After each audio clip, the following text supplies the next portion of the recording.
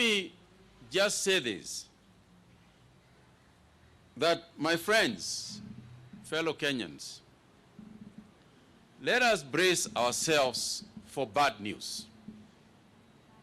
Let us be ready, because all the measures that we are going to take will not stop the disease abruptly. It is already here with us.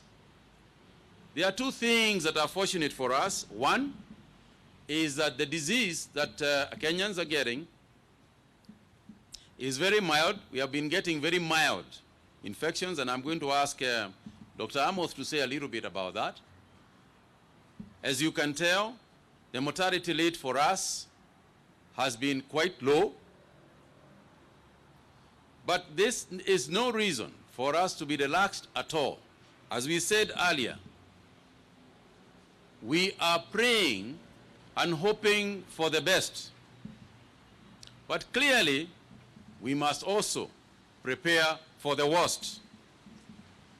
And mentally, we must prepare ourselves to face an insurmountable situation.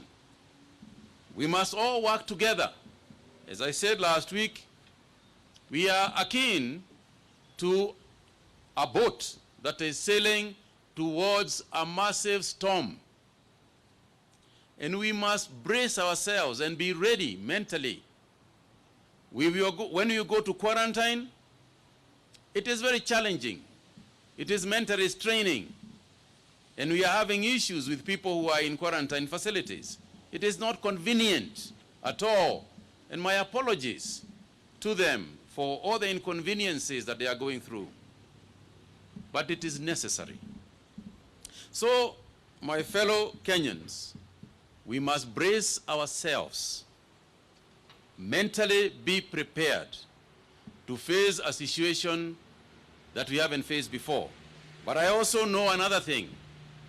I know that we will pull through.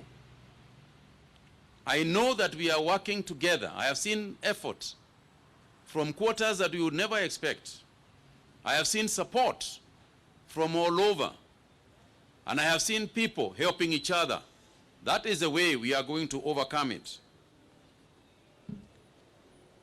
We have now, out of the 14 people that I mentioned, for instance, 7 are from Nairobi. Mombasa has 2 new ones.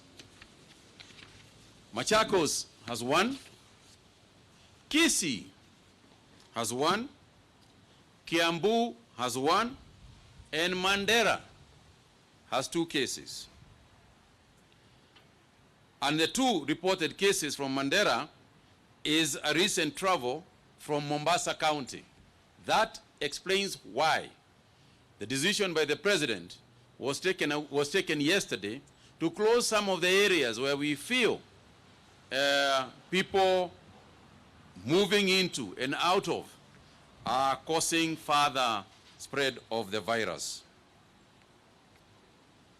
With regard to contact tracing, a total of 1,928, and by now nearly 2,000 persons have been monitored.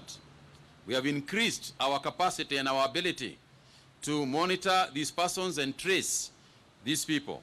Out of those, 1,415 have been discharged, having tested negative, and 513 are currently on follow-up.